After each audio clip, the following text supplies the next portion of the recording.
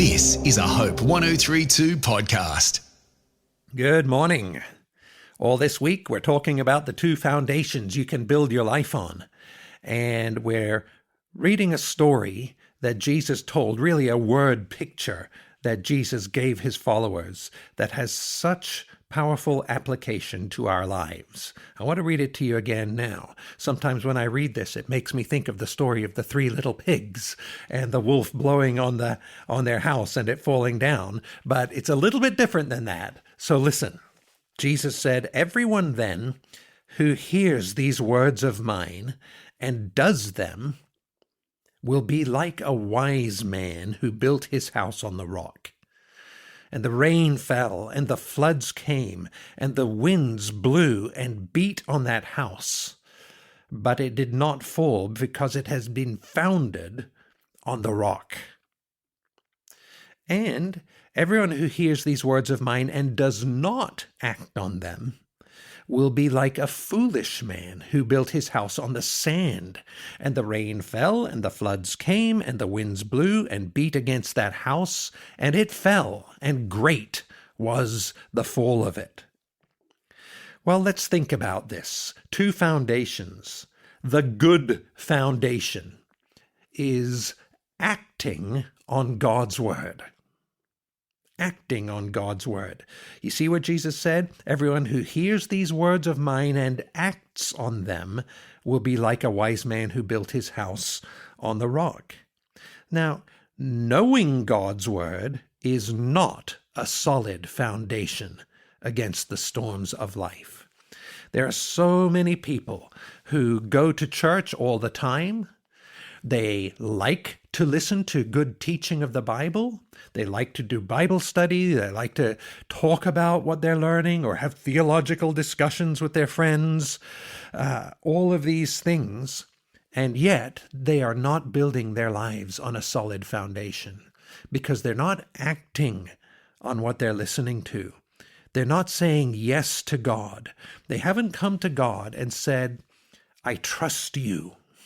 Not just with my soul, but with my life. And I'm going to choose whatever you lead me to do. I'm going to say yes to you." When you come to God recognizing his rightful place in your life, and you, in a spiritual sense, get on your knees in front of him and say, "You're my God. You have the right to my life." And you begin building your life on what God is teaching you from his word, then you're building your house on the rock. Everyone who hears these words of mine and acts on them. Every day you read God's word, you understand God a little bit better.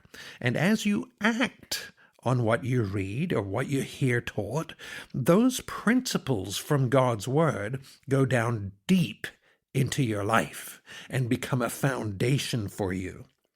You see then God responding to your obedience to him and getting involved in your life, and it just leaves you with this unshakable confidence that God is dependable, that his word is true.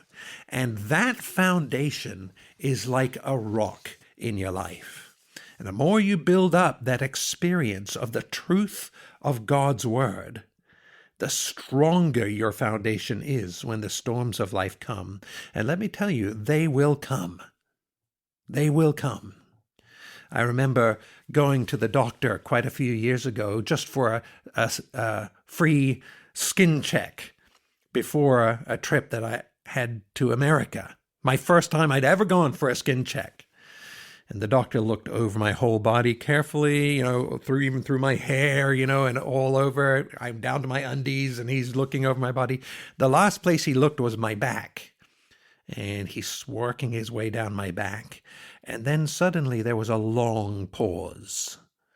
And he said, "I am very unhappy with what I see here."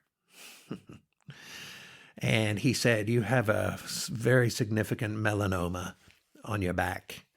I said, "Well, I'm going to America. I'll be back in 5 weeks. I'll deal with it then." He said, "No, you're not going to America." And that led to a very stressful time in my life as I came to grips with my mortality, my young children, what was going to happen. And God walked with me through that. You also need a foundation in your life when the storms of life come. I'm John North.